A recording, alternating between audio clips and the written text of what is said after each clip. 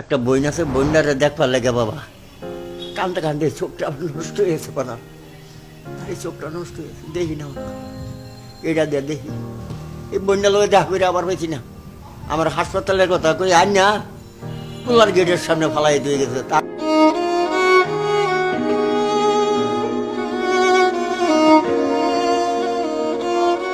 আজ বিশ্ব ভালোবাসা দিবস। বিশ্বজুড়ে প্রিয় মানুষদের জন্য কত বর্ণিল আয়োজন।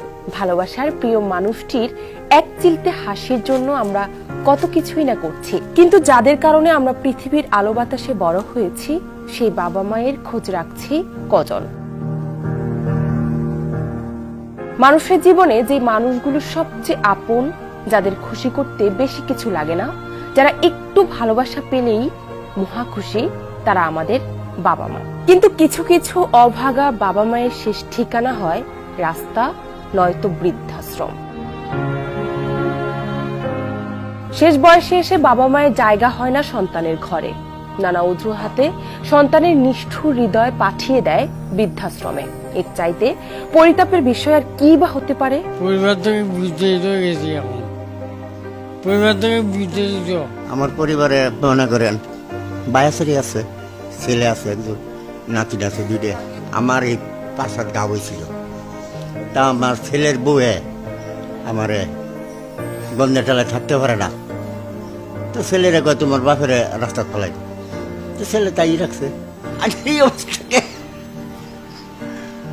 আমি করতে বাবা অবস্থা দেখ বাবা, এই 5-7 গাঁও, এই গাঁয়ের লাগে আমার বাসাত রাহে না, রাস্তা ফালাই দিচ্ছে। পরে এর থেকে একটা লোক পাঠাই দিল, এই লোকটা যায় অনুযায়ী বল দিছে আমার বুগুলো খারাই থেকে। তখন ওই আমার বন্ধুর ছেলে কয় কাকা আনের বুগুলো একটা লোক গেছে, যে গেছে, কয় আপনি চিন্তা করবেন না, ওই লোকে আমি আইতাছি মোটর সাইকেল দিয়ে। তখন এই বাসাতে না হ্যাঁ মোটর সাইকেল বাইরে দিয়ে যাইয়া পরে হেরা 2জন মোটর সাইকেল দিয়ে আয় বললো আমার সিএমজি দিয়ে এই জায়গায় আইনে দেওয়া হয়ে গেছে। একটা বইন আছে, বইনারে দেখবার লাগে বাবা কান্দতে কান্দে চোখটা নষ্ট হয়েছে পানা, এই চোখটা নষ্ট হয়েছে, দেখি না এটা দিয়ে দেখি এই বন্যা লোক দেখা করে আবার পেয়েছি না। আমার হাসপাতালের কথা কই আর না পোলার গেটের সামনে ফালাই দিয়ে গেছে। তার আপন কারা আছে দুনিয়ার মধ্যে? আপন এক আল্লাহ আর এক লিটন বাবা। আর তো বাবার লেগে দোয়া করি আল্লাহ আমার বাবার কিন্তু বিপদ ফেলাইল না, বাবার আরো তো ভিক দেওয়া আঙ্গে লেগে যা কষ্ট করে ধারণার বাইরে।